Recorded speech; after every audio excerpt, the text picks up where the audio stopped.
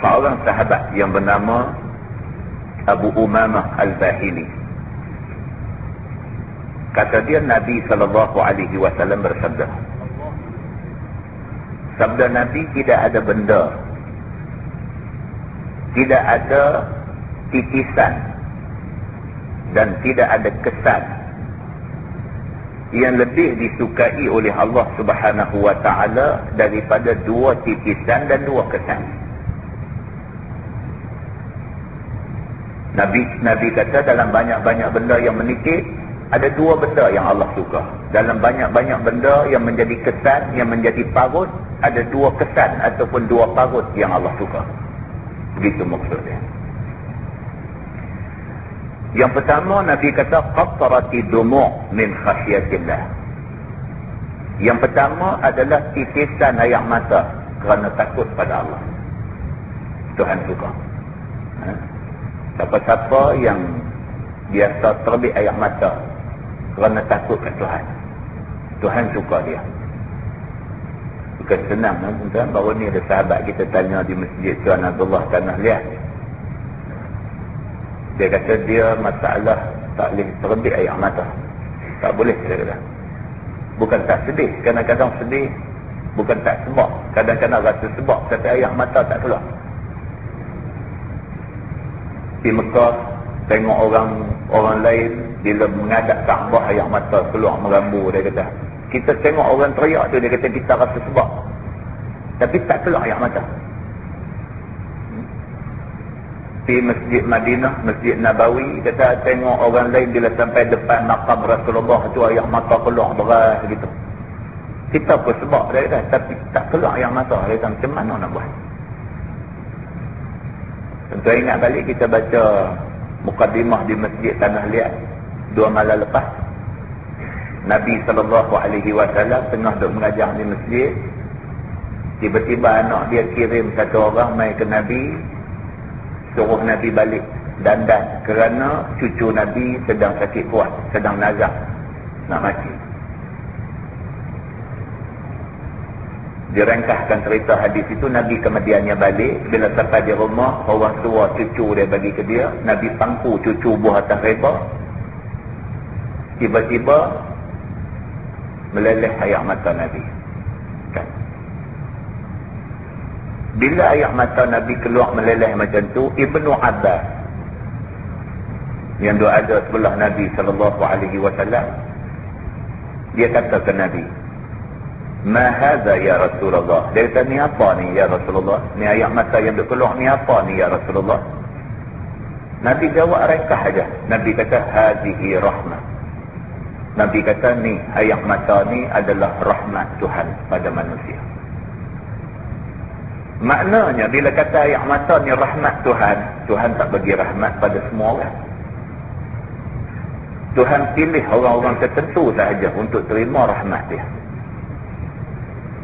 Maka malam ni pula kita jumpa hadis Nabi SAW kata, laisa syai'un ahabba illa Allah min qatrataini wa atharaini.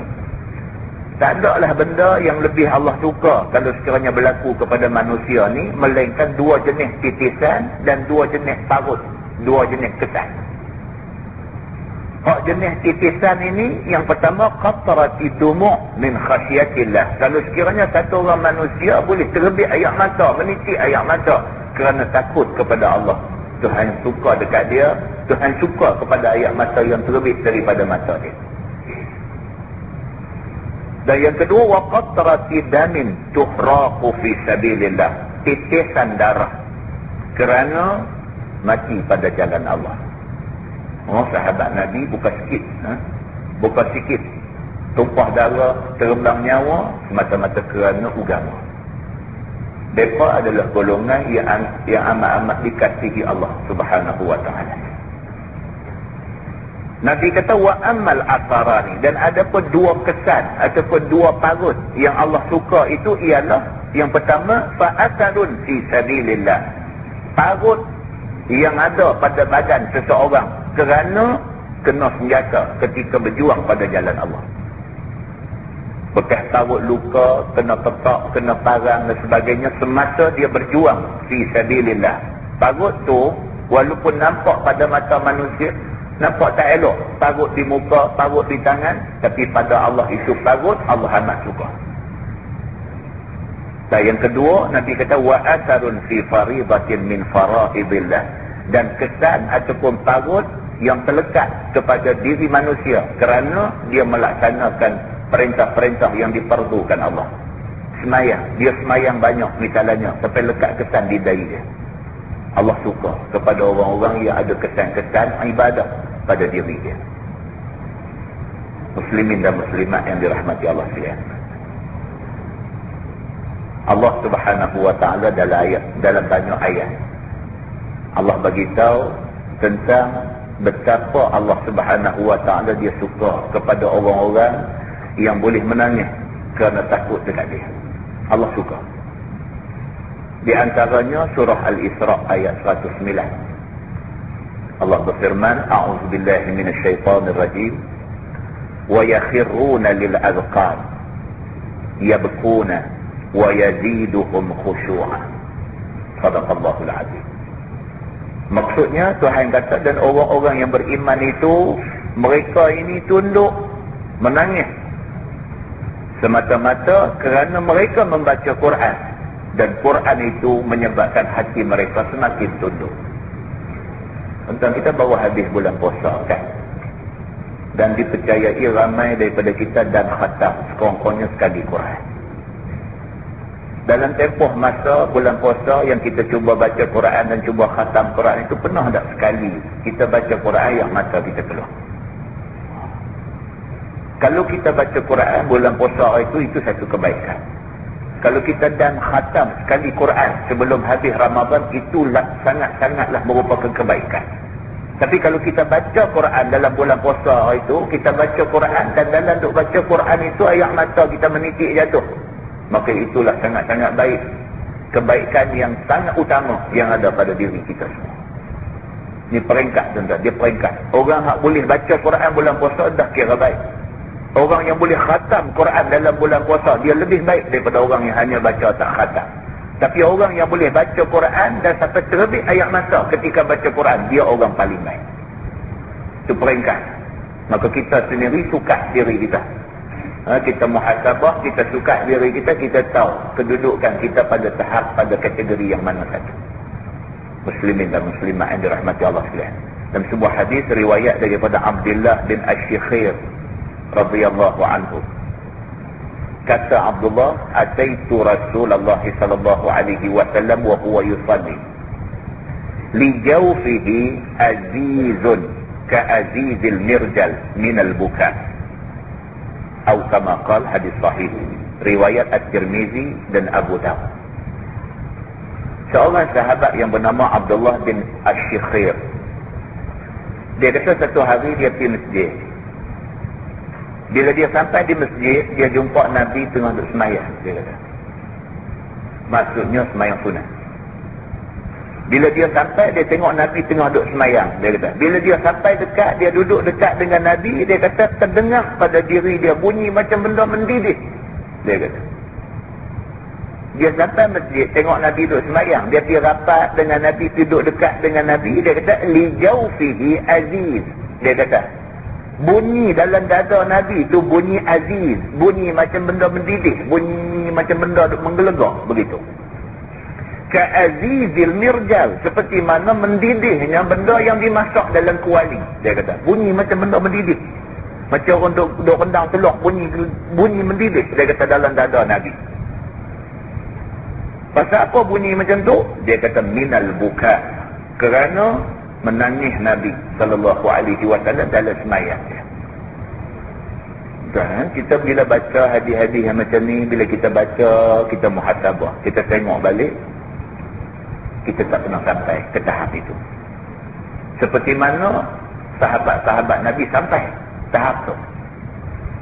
Sayyidina Abu Bakar As-Siddiq misalnya, dalam sebuah hadis riwayat daripada Ibnu Umar, anak Sayyidina Umar meriwayatkan satu hadis, kata dia lamma ishtadda Rasulullah sallallahu alaihi wasallam waj'a. Dia kata apabila Nabi sallallahu alaihi wasallam sakit Nabi ni waj'ah. Waj'ah maksudnya sakit yang nak membawa wafat. gering yang amat sangat.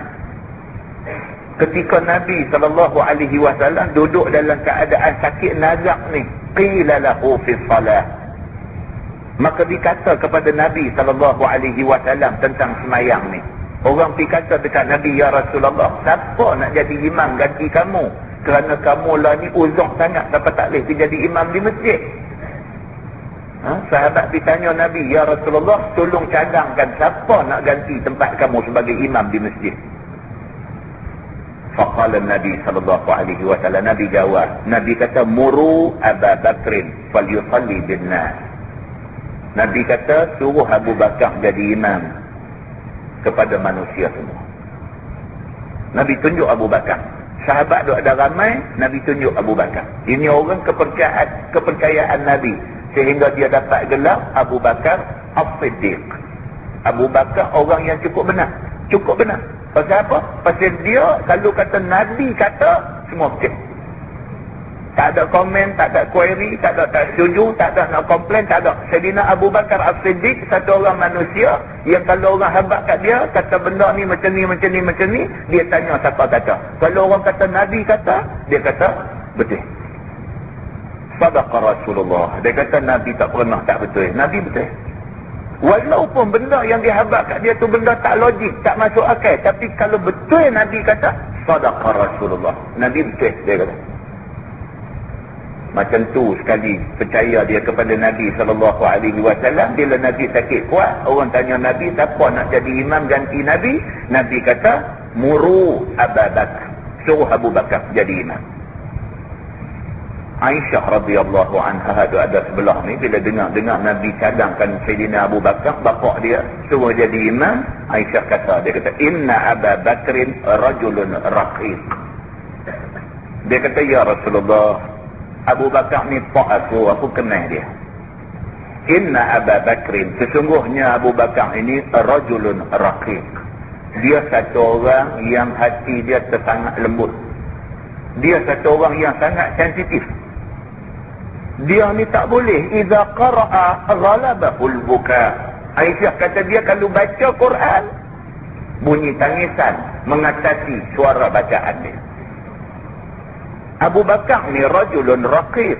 Dia ni hati, dia ni sensitif, ni sangat-sangat sensitif. Iza qara'a, kalau dia baca aja Quran, ghalabahul buka. Bunyi menangis itu menenggelamkan suara bacaan Quran dia. Seolah-olahnya Aisyah radhiyallahu anha macam tak setujulah bapa dia disuruh jadi imam. Nabi kata, muruhu falyusalli. Nabi kata, aku kata dia, suruh dia. Kamu semayang dengan dia. Nabi tak mau cakap banyak lah. Nabi kata, aku kata Abu Bakar, Abu Bakar. Siapa duk main cadang orang lain dekat aku. Sayyidina Abu Bakar As-Siddiq dikenali dengan nama Rajulun Buka. Seorang lelaki-lelaki yang kuat menangis. Orang yang kuat menangis kerana takut Allah ni menjadi orang pilihan Nabi sallallahu alaihi wasallam. Tuan-tuan, kita cuba kita mujahadah diri kita. Latih diri kita bagi reti takut ke Tuhan. Bagi reti takut ke Tuhan. Manusia kalau tak takut Tuhan, rosak segala-gala. Manusia kalau takut Tuhan, cantik segala kerja. Cantik kerja dia. Kalau dia jadi orang yang kerja, dia satu orang pekerja yang amanah. Pasal dia takut ke Tuhan. Dia bukan takut dekat bos dia. Dia bukan takut kepada tindakan tata tertib yang nak dikenakan kepada dia. Dia tak takut semua benda ni. Tapi dia takut ke Tuhan. Dia takut dekat Tuhan. Bos dia tindakan tata tertib tidak boleh memudaratkan dia. Tetapi Allah Subhanahu Wa Taala boleh memudaratkan dia. Manusia kalau dalam diri dia ada rasa takut kepada Tuhan, dia manusia paling baik.